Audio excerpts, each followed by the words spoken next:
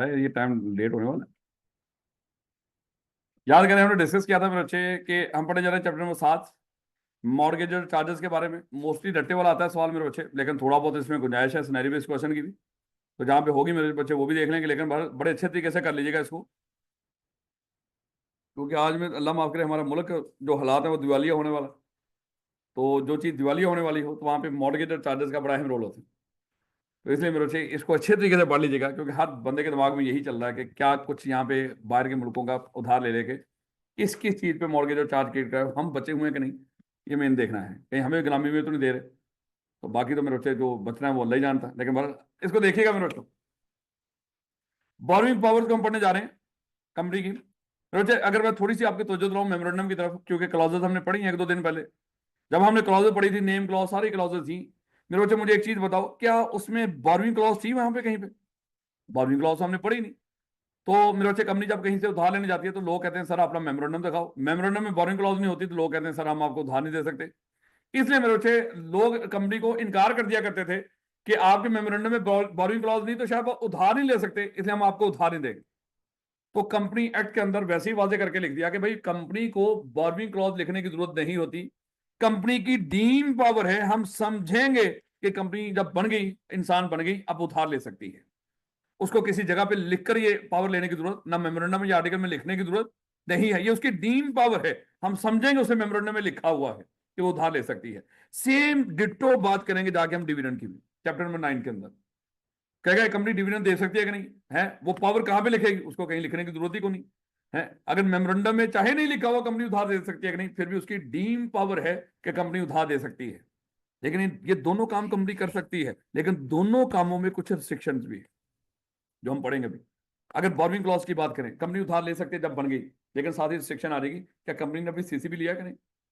अगर कंपनी बन गई जिस दिन उसको सर्टिफिकेट ऑफ इनकॉर्पोरेशन मिल गया, लेकिन उधार तभी ले सकती है जब उसको सीसीबी मिल जाएगा। जब तक सीसीबी नहीं लिया आप उधार नहीं ले सकते। ये रिस्ट्रिक्शन अभी पढ़ेंगे यहाँ पे। इसी तरह डिविडेंड में भी होगा कि अगर आप उधार दे सकते हो, सॉरी डिविडेंड दे सकते हो, लेकिन कहीं आप एसोसिएशन आर फॉर प्रॉफिट तो नहीं, क्योंकि एसोसिएशन आर फॉर प्रॉफिट है तो कंपनी, लेकिन अपने मेंबर को डिविडेंड देने से मना किया हुआ। तो इसलिए मेरे बच्चे ये कुछ डीम पावर है, अगरचे इनके ऊपर कुछ रिस्ट्रिक्शन हो सकती है। अब मेरे जो देखिएगा, कहते बोरोइंग पावर वो हमने देख लिया, अगरचे नहीं मेमोरेंडम में लिखा हुआ, लेकिन हम समझेंगे मेमोरेंडम में ही लिखा हुआ, ऐसे ही मेमोरेंडम बोरोइंग क्लॉज भी लिखी हुई है, समझो। अगरचे नहीं है, नजर नहीं आ रही, भुट्टो है, लेकिन है उसके अंदर। उसके बाद कहता है कि रिस्ट्रिक्शन ऑन बोरोइंग पावर। कहता है बोरोइंग पावर के ऊपर कोई रिस्ट्रिक्शन है? कहता कोई रिस्ट्रिक्शन नहीं होती, स्वाय पब्लिक कंपनी के जिसको सीसीबी चाहिए। अगर कोई कंपनी जिसको सीसीबी चाहिए, जब तक वो सीसीबी नहीं ले लेगी वो कोई भी काम नहीं करेगी। काम मतलब ना तो ऑपरेशन शुरू करेगी, ना ही कोई कॉन्ट्रैक्ट करेगी, जो हम पीछे पड़ गए थे। तो इसका मतलब क्या है, जिस कंपनी को सीसीबी चाहिए जब वो ले लेगी सीसीबी पब्लिक कंपनी, तो फिर उसके बाद क्या कर सकती है, उधार ले सकती है। बस ये रिस्ट्रिक्शन है मेरे बच्चे, अदरवाइज बोरोइंग के ऊपर किसी कंपनी के ऊपर रिस्ट्रिक्शन नहीं है। उसके बाद कहता है कि बोरोइंग पावर टू प्लेज, अगली बात इसको भी देखिएगा। अगर एक कंपनी को इजाजत है, अगर एक कंपनी को इजाजत है कि वो क्या कर सकती है, किसी बैंक से जाके या किसी भी, अभी हम देखेंगे वो कौन लोग हो सकते हैं जिनसे उधार लिया जा सकता है, उसमें बैंक भी होंगे कि वो बैंक वगैरह से जाके उधार ले सकती है। तो मेरे बच्चे इसको ये भी इजाजत है, अगर उधार की इजाजत है कि उधार ले लो भैया, उधार ले लो, तो इसको ये भी इजाजत है कि जब उधार ले रही होगी और आगे जो बंदा उधार दे रहा है अगर वो सिक्योरिटी मांग रहा है, अपने एसेट्स के ऊपर मॉर्गेज और चार्ज भी क्रिएट कर सकते हैं। ये भी इसको इजाजत है। इसको किसी मेमोरेंडम में आर्टिकल में लिखने की जरूरत नहीं कि हम मॉर्गेज और चार्ज क्रिएट कर सकते हैं कि नहीं। याद रखोगे मेरे बच्चों। तो उधार लेने की इजाजत है, तो साथ ही एसेट्स के ऊपर मॉर्गेज और चार्ज करने की भी इजाजत है। उसके बाद कहता है कि manner of exercising borrowing power. कहता है कि बोरोइंग पावर कैसे एक्सरसाइज करते हैं मेरे बच्चे? जारी बात है, ये डायरेक्टर्स की पावर में होता है। डायरेक्टर बोर्ड मीटिंग में बैठ के एक्सरसाइज करते हैं टू बोरो। याद है वो जब पावर्स पड़ी थी, उधार लेना हो, किसी को लोन देना हो, ये सारा कौन डिसाइड करते थे? डायरेक्टर्स। हाँ मेरे बच्चे, उधारी बात है कि बात का एक चीज देखनी होती है, आर्टिकल्स ने अगर कोई लिमिट फिक्स की हुई है कि डायरेक्टर उधार ले सकते हैं मान लो कि इस लिमिट तक, तो फिर उस लिमिट में रहते हुए जैसे मर्जी उधार ले, लिमिट से ऊपर नहीं जाना। क्या रखोगे मेरे बच्चों? कहता कि अगर अजीम कर लो हमारे आर्टिकल्स, हमारे ये आर्टिकल एसोसिएशन है, आर्टिकल एसोसिएशन में लिख रखा है कि डायरेक्टर डायरेक्टर जब भी कोई लोन लेने जा रहे होंगे, डायरेक्टर मेरे बच्चे मैक्सिमम एक वक्त में अज्यूम कर लो, एक वक्त में 10 मिलियन तक उधार ले सकते हैं, अज्यूम कर लो। और कंपनी अपनी जिंदगी में जो एट ए टाइम जो मैक्सिमम उधार रख सकती है, वो हमने आर्टिकल में लिख दिया, वो रख सकती है 50 मिलियन, अज्यूम कर। डायरेक्टर 1 मिलियन में कितना उधार ले सकते हैं? एक एक वक्त में 10 मिलियन। और कंपनी उधार लेते लेते मैक्सिमम एट ए टाइम कितनी की लायबिलिटी इंकर कर सकती है? 50 मिलियन तक। ये हमने बात लिख दी आर्टिकल्स के अंदर। अब मेरे बच्चे, हमारी कंपनी का बोर्ड ऑफ डायरेक्टर बैंक के पास गया और बैंक से जाके कह रहा है कि सर मुझे हमें 10 मिलियन उधार दे दो, कोई दिक्कत है इसमें? कोई दिक्कत नहीं, आर्टिकल्स के मुताबिक है। अब मेरे बच्चे, उन्होंने कहा कि सर हमें 9 मिलियन उधार दे दो, कोई दिक्कत नहीं। अगर डायरेक्टर जाके कहें कि हमें 11 मिलियन उधार दे दो, यहां पे दिक्कत है, क्योंकि डायरेक्टर्स को क्या रखा है कि सर आप क्या करेंगे, at a time maximum 10 million तक उधार ले सकते हो। अगर ये उधार ले लिया आपने 11 मिलियन, तो ऊपर का जो 1 मिलियन होगा वो अल्ट्रा वाइज टू डायरेक्टर कहलाता है। कि डायरेक्टर ने, अच्छा ये इंट्रा वाइज टू कंपनी है, कंपनी तो 50 मिलियन तक उधार ले सकती है, कंपनी का तो कोई मसला नहीं था, लेकिन रौला किसका था? डायरेक्टर का। ये ultra vires to direct, ultra कहते हैं बियॉन्ड को, अल्ट्रा किसको कहते हैं? बियॉन्ड को। और वाइज किसको कहते हैं? पावर को या अथॉरिटी को। ऐसी बॉर्विंग जो बियॉन्ड अथॉरिटी हो उसको क्या बोलते हैं? Ultra wise borrowing. ये किसकी बियॉन्ड अथॉरिटी? कंपनी की भी हो सकती है, डायरेक्टर की भी। अगर तो डायरेक्टर अपनी औकात से बाहर लोन ले रहे हो लेकिन कंपनी की औकात में हो, इसको कहते हैं अल्ट्रा वाइज टू डायरेक्टर है, लेकिन इंट्रा वाइज टू कंपनी है। अल्ट्रा वाइज टू डायरेक्टर है, इंट्रा वाइज टू कंपनी है। लेकिन मेरे ऐसे भी तो हो सकता है।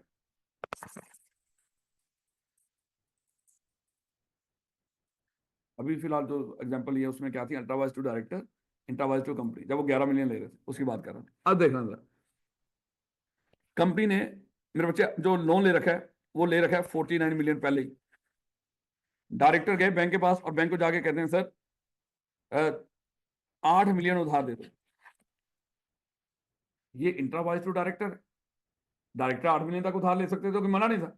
लेकिन ये जब 8 मिलियन ले लेंगे तो लाइबिलिटी हमारी कितनी हो जाएंगी एट ए टाइम? वो तो मेरे 57 मिलियन हो जाएंगे, अल्ट्रा वाइज टू कंपनी हो जाएगी। तो loan intra vires to company और इंट्रा वाइज टू डायरेक्टर होना चाहिए। कोई लोन ऐसा भी हो सकता है जो इंट्रा वाइज टू कंपनी हो लेकिन अल्ट्रा वाइज टू डायरेक्टर हो। कोई ऐसा भी हो सकता है जो इंट्रा वाइज टू डायरेक्टर हो लेकिन अल्ट्रा वाइज टू कंपनी हो। तो ये ध्यान रखना, अगर कोई loan ultra vires to company हुआ तो कंपनी उसके लिए जिम्मेदार नहीं है। अगर कोई loan ultra vires to director हुआ तो डायरेक्टर से नुकसान पूरा करवाएंगे जितना ऊपर होगा। हो रहा था बात है, बात का director ultra vires to directors कोई लोन ले भी लें, हम क्या करते हैं बाद में उसको रेटिफाई कर दिया करते हैं। अल्ट्रा वाइज टू कंपनी भी हो जाए, रेटिफाई हो सकती है, हर चीज की रेटिफिकेशन होती है। ऐसे ही लो बेटा, फॉर्म ऑफ बोरोइंग कहते हैं उधार कैसे कैसे कहां कहां से लिया जा सकता है। 3 जगह हैं, या तो मेरे बच्चे डिबेंचर इशू कर दो, या मेरे बच्चे क्रेडिट इंस्टीट्यूशन से उधार ले लो, या अदर सोर्सेज हैं यानी कि अपने हैं। अब मेरे बच्चे डिबेंचर आप जानते हैं कि डिबेंचर क्या होता है मेरे बच्चे, जिस तरह शेयर्स होते हैं, मान लो हमें 1 लाख रुपया उधार चाहिए, हमें लग रहा है कि एक बंदे के पास जाएंगे ना नखरे दिखाएंगे, हम तो कई लोगों से जिसकी जितनी औकात है उतना उधार ले लेते हैं। हमने क्या किया, इस 1 लाख के 10-10 रुपए के 10,000 टुकड़े कर दिए। लेकिन ये जो 10,000 टुकड़े हैं इसको हम शेयर नहीं बोलेंगे, क्या बोलेंगे? डिबेंचर। अब हमने लोगों के सामने रख दिए, जिसकी जितनी औकात है उतने टुकड़े खरीद लो। एक बंदा आया, उसने कहा कि सर मैं इसके 1,000 टुकड़े खरीद लेता हूँ आपसे, 10 रुपए का एक टुकड़ा, तो ये कंपनी को कितना देगा? 10,000। और उस टुकड़े के ऊपर लिखा होगा, ये डिबेंचर जो, जब ये हम डिबेंचर इशू करेंगे मेरे अच्छे, डिबेंचर के ऊपर लिखा आ रहा होता है कि ये कंपनी ने जो डिबेंचर इशू किया है ये कितने परसेंट इसके ऊपर इंटरेस्ट पे करेगी, कितने सालों के लिए है। मान लो ये जो डिबेंचर है ये कितने सालों के लिए है? 5 साल के लिए। और ये कितना इंटरेस्ट पे करेगी? 5% पर एनम, अज्यूम करो। तो हर टुकड़े के ऊपर लिखा होगा ये 10 साल के लिए है, 5 साल के लिए है, इसके ऊपर हम 10 या 15% आपको इंटरेस्ट पे करेंगे। उसके बाद जब वो टाइम पूरा होगा वो पैसे आगे वापस ले जाएंगे हमसे, और जब तक वो है हमारे पास हर साल हम उनको इंटरेस्ट देते रहेंगे। इस तरह के जो कागज के टुकड़े हमने इशू किए होंगे उनको क्या बोलेंगे? डिबेंचर्स।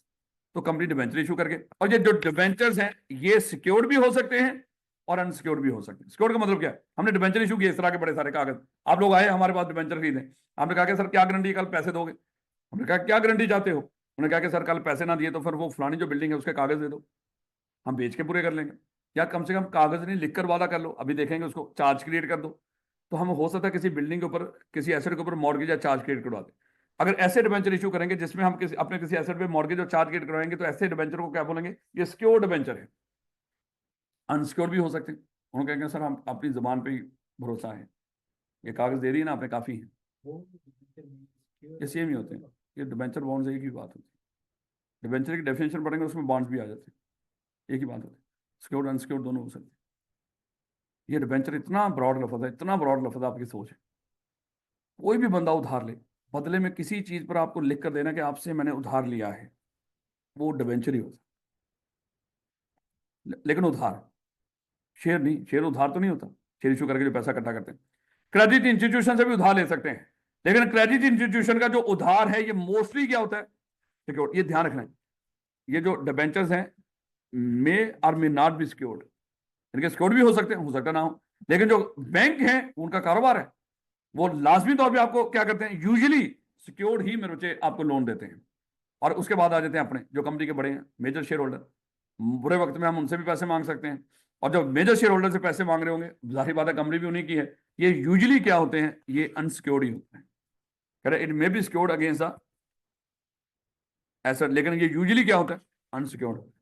ये याद रखना है, डिबेंचर सिक्योर्ड भी हो सकते हैं, अनसिक्योर्ड भी। बैंक लोन यूजुअली सिक्योर्ड, और जो अपनों से लोन लिया हुआ यूजुअली अनसिक्योर्ड। याद रखोगे ना, ये छोटे छोटे लफ्ज ना छुपे हुए हैं, सरप्राइज देंगे ये आपको पेपर के अंदर। लो मैं आ गया, आप बताओ, किताब बताओ, किताब दो, किताब दिखाओ। सर पानी पियो, पढ़ी होती है ना वहां पे किताब, वो बात एक ही है। ले बेटा, टाइप्स ऑफ सिक्योरिटी। अब हुआ क्या, अगर एक कंपनी उधार लेने जा रही होगी किसी बैंक से, तो बैंक क्या मांगेगा, उसको कहेगा उधार दे देता हूं, लेकिन बदले में मुझे क्या चाहिए, सिक्योरिटी। अब ये जो कंपनी सिक्योरिटी दे सकती है ना, ये तीन तरह की हो सकती है। एक तो होता है मेरे बच्चे प्लेज। प्लेज की निशानी क्या होती है कि एक कंपनी अपना जो मूवेबल मूवेबल फिजिकल एसेट है उसको उठा के बैंक को दे दे और बैंक से उधार ले ले, इसको कहते हैं मेरे बच्चे ये प्लेज है। प्लेज में जो एसेट होता है उसकी मेरे बच्चे पोजेशन चली जाती है क्रेडिटर के पास, और लोन आपको मिल जाता है। कल आप लोन वापस करेंगे तो एसेट आपको वापस मिल जाएगा। तो ये मेरे बच्चे इसको क्या बोलते हैं, प्लेज। निशानी हमेशा क्या होगी, एसेट दे दिया और लोन ले लिया। याद रखोगे मेरे बच्चों।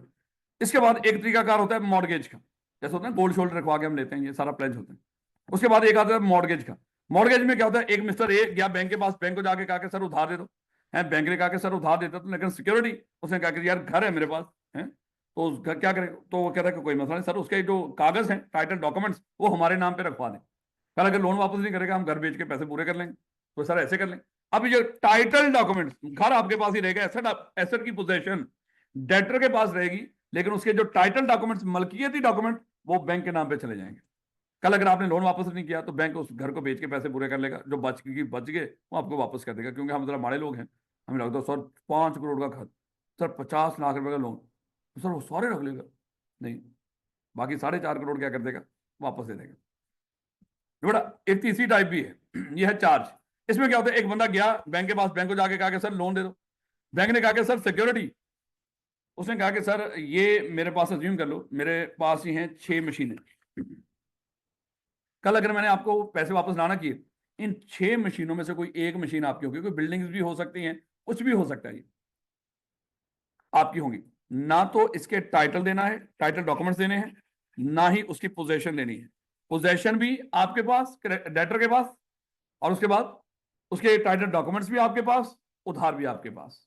सिर्फ लिखकर वादा कर लेना उससे, वादा कर लेना कल पैसे वापस ना किए तो कोई एक एसेट आपका हो, या वो फलाना एसेट आपका हो, कुछ भी हो सकता है। अब ये जो चार्ज है मेरे बच्चे, ये दो तरह का हो सकता है, ये फिक्स चार्ज भी हो सकता है और फ्लोटिंग चार्ज भी हो सकता है। फिक्स चार्ज क्या होता है, जब आप उसको वादा कर रहे होंगे फलाना एसेट आपका होगा, आप उसको आइडेंटिफाई कर दो। मान लो ये मशीन है, ये मशीन है A B C D E और एफ, ये 6 मशीनें। उसने उसको कहा कि सर कल अगर मैंने पैसे वापस ना किए तो जो मशीन एफ है ना वो आपकी होगी। इसको कहते हैं फिक्स चार्ज, यानी कि आपने आइडेंटिफाइड एसेट के ऊपर मॉर्गेज यानी कि चार्ज क्रिएट कर दें। अच्छा, चार्ज का मतलब है राइट क्रिएट करना, कल अगर मैंने पैसे वापस ना किए तो मेरे फलाने एसेट के ऊपर आपका राइट होगा, हक होगा। तो अगर एसेट आइडेंटिफाइड हो तो फिक्स चार्ज, अगर आइडेंटिफाइड ना हो, यानी कि आपने उसको कहा कि सर कल अगर पैसे वापस ना किए तो इन 6 मशीनों में से कोई एक मशीन आपकी होगी, इसको क्या बोलेंगे, फ्लोटिंग चार्ज। इसी तरह की 3 मशीन इधर भी बनी हुई, उधर नजर नहीं आ रहा, तो ये क्या होगा, फ्लोटिंग चार्ज। आप कहेंगे 3 मशीन 6 की तरफ से आ गई, मुश्किल तो नहीं ना मेरे से। तो ये चार्ज राइट होता है, ना डॉक्यूमेंट्स देते हो ना पोजेशन देते हो, लेकिन लिखकर वादा कर लेते हो कल अगर पैसे वापस ना किए तो मेरे बच्चे फिर वादे के मुताबिक आपको ऐसा देना पड़ेगा। लेकिन मेरे बच्चे ये फिक्स भी हो सकता है, फ्लोटिंग भी। फिक्स कब होगा, जब आइडेंटिफाइड एसेट के ऊपर होगा। फ्लोटिंग कब होगा? जब पूरी क्लास ऑफ एसेट के ऊपर क्रिएट कर देते हो। इस पूरी क्लास ऑफ एसेट में से कोई एक आधा एसेट आपका होगा। ये स्टॉक वगैरह पर भी होता है बात का। होता है कंपनी एक स्टोर है, वो अपने स्टॉक के ऊपर जितना स्टोर में सामान पड़ा हो इसके ऊपर मॉर्गेज चार्ज क्रिएट करवा दो। तो सर वो तो बिक जाएगा, जब बिकेगा तो शाम को पूरा करवा लेंगे, बैंक वाले बंदा बैठा देंगे वहां पे, वो पूरा करवाता रहेगा। तो इसराफ हो सकता है इसमें, कोई ये फ्लोटिंग चार्ज है, चीजें बिकेंगी दोबारा आ जाएंगी उसकी जगह पे, फ्लोट करता रहेगा चार्ज। मॉर्गेज जो चार्ज होता क्या मेरे, वो कहता है कि देखें इसकी जो डेफिनेशन कहता है कि ये लियन या इंटरेस्ट होता है क्रिएटेड ऑन द प्रॉपर्टी या एसेट ऑफ द कंपनी और एनी, यानी कि किसी भी अपने कारोबार के ऊपर लियन होता है राइट क्रिएट करना, वही बात। किसी और बंदे का आपने इंटरेस्ट या राइट क्रिएट करवा दें, उसको मेरे बच्चे मॉर्गेज या चार्ज कहते हैं। तो ये देख लीजिएगा मेरे बच्चे, इंतहाई इंपॉर्टेंट, मॉर्गेज और चार्ज रजिस्टर्ड करवाने होते हैं। अब मेरे बच्चे एक चीज देखिएगा, क्योंकि ये इसको पढ़ाने से पहले मैं लाजमी तौर पे बच्चों को पहले बताया करता हूं, चाहे ये रवैया नहीं है, क्योंकि इसके बगैर फायदा को नहीं। अगर एक कंपनी, अज्यूम कर लो एक कंपनी एक बैंक के पास गई और बैंक को जाके कहा कि सर उधार दे दो। बैंक ने कहा कि सर सिक्योरिटी, इसने कहा कि ये हमारी एक बिल्डिंग है, कल अगर हमने आपके पैसे वापस ना किए तो सर ये बिल्डिंग आपकी होगी। इसके ऊपर बैंक का क्या कर दिया, मॉर्गेज या चार्ज क्रिएट करवा दिया। अब कानून कहता है कि ये मॉर्गेज और चार्ज रजिस्टर्ड होना चाहिए। ये मॉर्गेज और चार्ज रजिस्टर्ड करवाओ, किसके पास जाके, रजिस्ट्रार के पास। इसको रजिस्टर्ड करवाओ। इसका मतलब क्या हुआ, रजिस्ट्रार के पास एक वो पड़ा होगा, रजिस्टर पड़ा होगा, उस रजिस्टर में हमारी कंपनी का नाम लिखा होगा। हमारी कंपनी के जिन जिन एसेट के ऊपर मॉर्गेज और चार्ज क्रिएट हो रहे होंगे वो उस रजिस्टर को खोला करेगा और उसके ऊपर वो मॉर्गेज और चार्ज दर्ज कर लिया करेगा। जैसे ये बिल्डिंग नंबर मान लो कि 58 एबक ब्लॉक है, इसने लिख लेना यहाँ पे 58 एबक ब्लॉक, और बैंक है मान लो एचपीएल। एचपीएल की फेवर में 10 मिलियन का हमने लोन लिया था, उस 10 मिलियन के लोन को सिक्योर करने के लिए बिल्डिंग 58 वाली जो एबक ब्लॉक वाली बिल्डिंग है, इसके ऊपर मॉर्गेज और चार्ज क्रिएट हुआ हुआ, इसको इस तरह दर्ज कर लेगा अपने पास।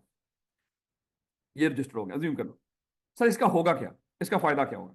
अज्यूम कर लो मेरे बच्चे कल ये कंपनी इंसॉल्वेंट हो जाती या वाइंडिंग अप में चली जाती, तो फिर होता क्या है इंसॉल्वेंसी में या वाइंडिंग अप में, हम सारे एसेट्स को इकट्ठा करते हैं, लिक्विडेट करते हैं, और जिन लोगों का पैसा जितना बनता है क्रेडिटर्स का वो दे देते हैं, जिनका ना दे सके वो डूब जाता है उनका।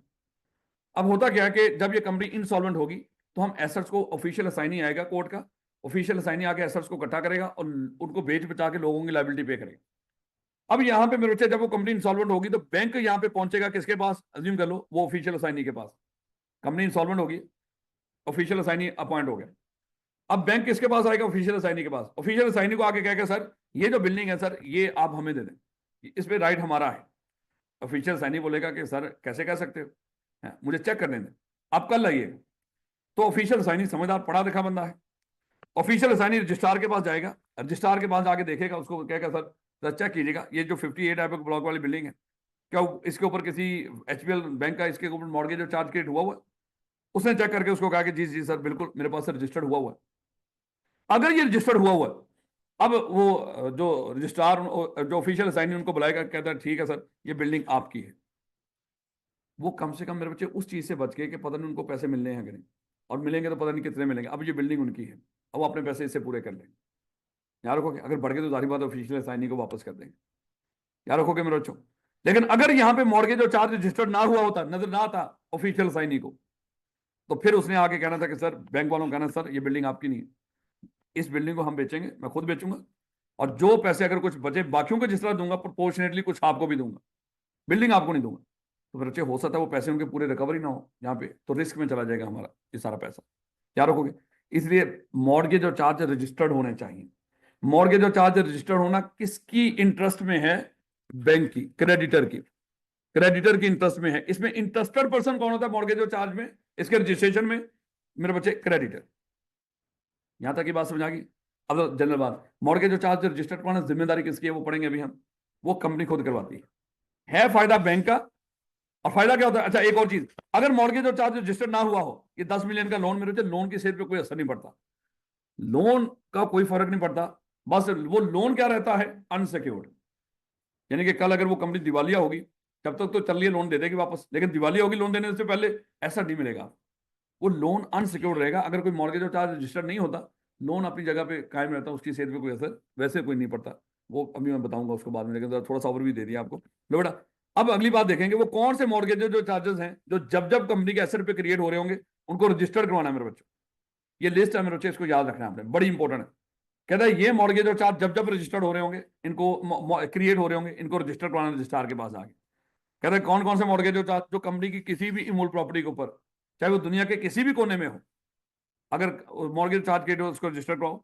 या मेरे बच्चे अगर हमने डिबेंचर इशू किए थे और लोगों ने कहा था कि सर वो इसको सिक्योर भी करें, किसी एसेट के ऊपर मॉर्गेज और चार्ज क्रिएट करें, हमने कहा था ठीक हो गया। अगर हमने डिबेंचर इशू किए थे और लोगों का मॉर्गेज और चार्ज क्रिएट किया था अपने एसेट्स के ऊपर, तो मेरे बच्चे वो जो इशू है उसको भी आपने क्या करना है, रजिस्टर्ड करवाना है। उसके बाद any book debts of the company, company का कोई और उधार है जिसके बदले में आपने कोई मॉर्गेज और चार्ज क्रिएट किया हुआ है, उसको भी क्या करोगे, कोई भी लाइबिलिटी कंपनी की किताबों में नजर आ रही है, उसके ऊपर भी आपने क्या करना, अगर क्रिएट हुआ है उसको रजिस्टर्ड करवाना। और on the undertaking of property of the company including stock in trade, यानी कि कंपनी के किसी भी कारोबार के ऊपर कोई मॉर्गेज चार्ज क्रिएट हुआ है या इंक्लूडिंग स्टॉक इन ट्रेड, अगर उसके ऊपर मॉर्गेज और चार्ज, इनके एसेट्स के नाम ले रहे हैं स्वाय इनके, तो उसके ऊपर भी आपने इसी तरह कहते हैं कि अगर आपका कोई जहाज हो, जहाज का हिस्सा हो, मतलब जहाज में कोई हिस्सेदारी हो, बैरी हो या बरी हो, तो मेरे बच्चे उसके ऊपर भी मॉर्गेज और चार्ज क्रिएट हो सकता है। या कहता है कि कंपनी की गुडविल हो या कोई इंटेलेक्चुअल प्रॉपर्टी जो आपने अपनी मेहनत से तहकीक करके कोई रिसर्च करके बना रखी हो, उसके ऊपर भी कोई फार्मूले शार्मूले इस तरह के सॉफ्टवेयर। कहता है कंपनी की मूल प्रॉपर्टी कहीं पर भी हो उसके ऊपर भी मॉर्गेज और चार्ज क्रिएट हो सकता है। या मेरे बच्चे अगर अजीम कर लो, कहता है बेस्ड ऑन, इसमें क्या होता है, ये जो किस्तों कुस्तों के ऊपर हमने कुछ चीजें लेते हैं, नहीं ये तो अभी वो बात कर रहा है। कहता है अगर आपने कैपिटल मेरे बच्चे इकट्ठा किया हो, रिडीमेबल प्रेफरेंस शेयर वगैरह इशू किए, याद है प्रेफरेंस शेयर वालों को भी हम वादा करते थे कि कल हम आपका पैसा वापस कर देंगे, रिडीमेबल कैपिटल। उनको भी शक होता है कि सर कल पैसा वापस ना किया, कहता क्या चाहते हो, कहता सिक्योरिटी दे दो सर कोई। अगर इस तरह सिक्योरिटी दी है हमको तो उसके ऊपर भी मॉर्गेज चार्ज क्रिएट हुआ है, तो क्या करना है आपने, उसको रजिस्टर करवाना। उसके बाद कहता है कि अगर हमने कोई भी लीज पर कोई मेरे बच्चे कोई एसेट लिया हो, तो उसके बदले में अगर कोई मॉर्गेज और चार्ज क्रिएट हुआ है, तो इस तरह का कोई भी मेरे बच्चे उसको भी रजिस्टर करवाना। तो ये मेरे बच्चे वो मॉर्गेज और चार्जेस हैं जो हमारे लाजमी क्या होने चाहिए, रजिस्टर्ड होने चाहिए। तो इंशाल्लाह यहाँ तक, बाकी कल से।